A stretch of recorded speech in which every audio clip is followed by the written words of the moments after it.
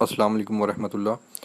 یہ ڈاکٹر فضل الہی صاحب کا آفیشیل یوٹیوب چینل ہے، اس کو لائک، سبسکرائب اور شیئر کریں اور بیل آئیکن پریس کریں تاکہ نئے آنے والی ویڈیوز کا نوٹیفیکیشن آپ کو موصول ہو سکے۔ جزاکم اللہ خیر۔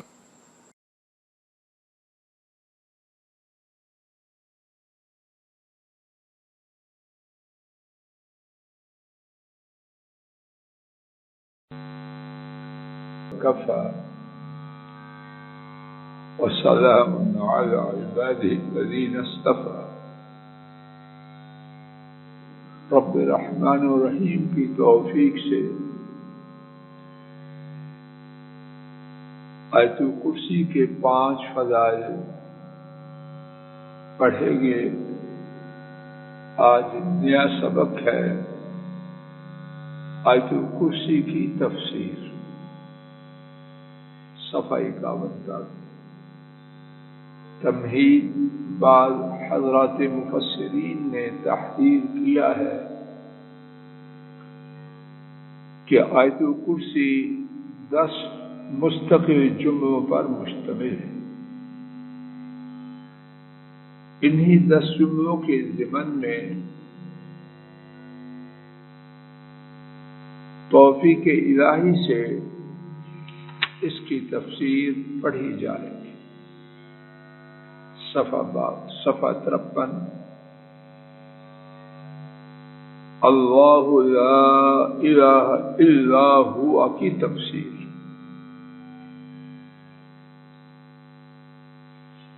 اس کی تفسیر کے کم و بیش 14 عنوانات رکھے گئے ہیں۔ ان کے ضمن میں اللہ مالک کی توفیق سے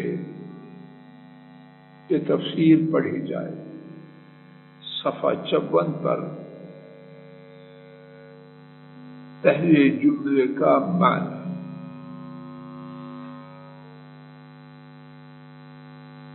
اس جملے میں نفی اور اثبات ہے۔ اوپر دیکھیے لکھا ہوا ہے اللہ لا الہ الا ہو۔ اوپر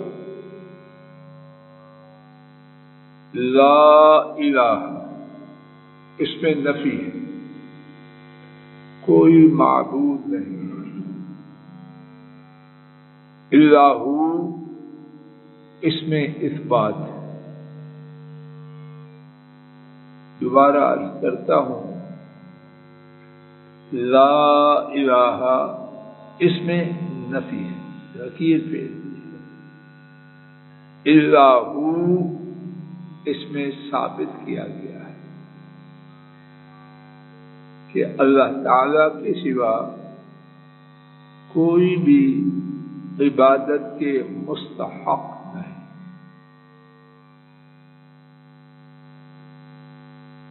اور اس بات کا ہے، ثابت یہ بات کی گئی ہے کہ ہر قسم کی الوہیت اور عبودیت کے حقدار صرف اللہ تعالی سبحانہ جل شانہ۔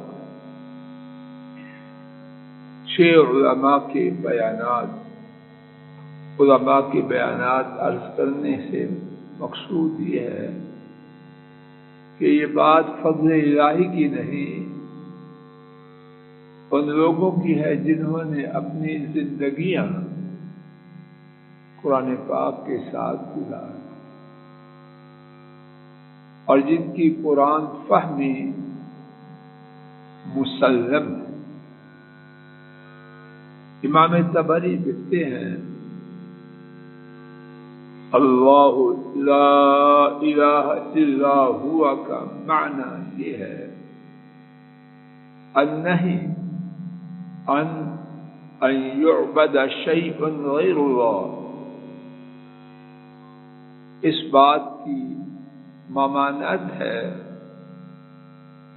کہ کسی چیز کی اللہ کے سوا عبادت کی جائے۔ الحی القیوم، کون اللہ؟ جو الحی ہے۔ کون اللہ؟ جو القیوم ہے۔ الذي صفته ما وصفه نفسه تعالى ذكره في هذه الآية. وہ اللہ ان کی صفت وہ ہے جو انہوں نے خود اس آیت مبارکہ میں بیان فرمائی. حافظ ابن کثیر رحمہ اللہ نے لکھا اخبار، اس پہلے جملے میں اس بات کی خبر دی گئی ہے بأنه المتفرد بالإلہیہ لجمیع الخلائق، کہ یقیناً وہ ہی تمام مخلوقات کے لیے تنہا. پھر سماعت فرمائیے، خبر دی گئی ہے کہ یقیناً وہ ہی تمام مخلوقات کے لیے الوہیت والے ہیں، معبود ہونے میں وہ تنہا ہے، منفرد ہیں، یکتا ہے. قاضی بہداوی رحمہ اللہ نے لکھا والمعنى أنه المستحق للعبادة لا غیر. معنی یہ ہے کہ وہی عبادت کے حقدار ہیں اور کوئی نہیں. قاضی ابو سعود رحمہ اللہ نے لکھا ای والمستحق للعبودیت لا غیر، یعنی وہی عبادت کے حقدار ہیں اور کوئی نہیں.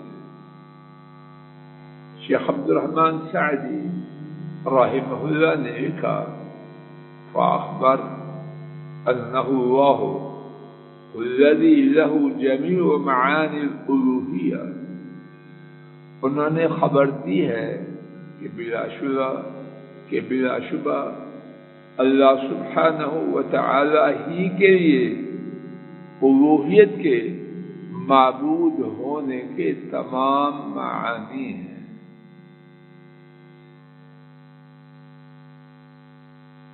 وَأَنَّهُ لَا يَسْتَحِقُّ الْأُلُوهِيَّةَ وَالْعُبُودِيَّةَ إِلَّا هُوَ، اور یقیناً ان کے سوا کوئی الہ ہونے کا، معبود ہونے کا اور عبادت کیے جانے کا حق نہیں رکھتا. فَأُلُوهِيَّةُ غَيْرِهِ وَعُبُودِيَّةُ غَيْرِهِ بَاطِلَةٌ، ان کے سوا کسی کی بھی الوہیت، اس کا معبود ہونا اور اس کی عبادت کرنا باطل ہے. شیخ صالح بن عبدالعزیز آل الشیخ لا الہ الا اللہ کا معنی بیان کرتے ہوئے لکھتے ہیں ومعلوم ان الاثبات بعد النفی اعظم دلالة في الإثبات من إثبات مجرد بلا نفی. اور یہ بات معلوم ہے کہ نفی کے بعد ثابت کرنا اس کی قوت اس سے زیادہ ہے جس میں نفی کے بغیر ثابت کیا جائے. ابھی انشاءاللہ بات واضح ہوتی ہے. وَلِهَذَا صَارَ قَوْلُ لَا إِلَهَ إِلَّا اللَّهُ أَبْلَغُ فِي الْإِثْبَاتِ مِنْ قَوْلِ اللَّهُ إِلَهٌ وَاحِدٌ. میرے ساتھ توجہ فرمائیے، اگر یہ کہا جائے کہ اللہ تعالیٰ ایک معبود ہے اور دوسرا جملہ یہ بولا جائے نہیں کوئی معبود مگر اللہ، تو دونوں میں کس کی قوت زیادہ ہے؟ ایک یہ ہے کہ کہا جائے یونس صاحب تشریف لائے، اور ایک جملہ کوئی نہیں آیا مگر یونس صاحب.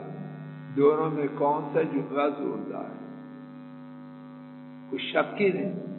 تو اللہ تعالیٰ نے اس مقام پر یہ نہیں فرمایا کہ اللہ تعالیٰ معبود ہے، بلکہ فرمایا نہیں کوئی معبود مگر بولو اللہ. اس میں قوت پہلے جملے سے کہیں زیادہ ہے. اس کو کہتے ہیں کہ نفی اور اس کے بعد اس بات.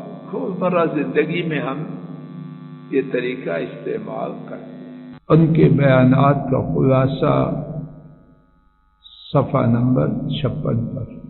گفتگو کا ماحصل یہ ہے کہ اس جملے کا معنی یہ ہے کہ بلا شک و شبہ اللہ جل جلالہ ہر قسم کی عبودیت کے، عبادت کے یکتا، منفرد اور تنہا حق رکھنے والے ہیں. ان کے علاوہ کسی کی بھی، چاہے وہ کوئی بھی ہو، کسی بھی قسم کی عبادت نہ کی جائے. ان کے سوا کسی کے لیے نہ قیام ہے، نہ رکوع، نہ سجدہ، نہ قربانی، نہ نذر و نیاز. یہ سب کچھ صرف انہی کے لیے ہے. سکھ، چین اور تکلیف، عسر، یسر، فرح، غم، غرضے کے سب حالات میں ان کے سوا کسی سے دعا نہ کی جائے. مدد، نصرت، اعانت انہی سے طلب کی جائے. طواف صرف انہی کے بیت عتیق کا کیا جائے. قسم انہی ہی کی قسم کھائی جائے. کائنات میں بلند و برتر غیر مشروط حاکمیت انہی کی تسلیم کی جائے. کسی قسم کی عبادت میں ان کا کوئی مثیل، نظیر، ثانی، شبیہ، ہمسر، ساجی، شریک اور مد مقابل نہیں. کہنے سننے کی غلطی کو معاف فرمائے. اور یہ جملہ مبارکہ جو سارے دین کی اساس ہے، اللہ تعالی ہمارے عقائد کا صحیح معنوں میں حصہ بنا دے. اس کے مطابق زندگی بسر کرنے، اس کے مطابق جینے اور مرنے کی توفیق نصیب فرمائے. اللہ ہماری مجلس کو مبارک بنائے. کہنے سننے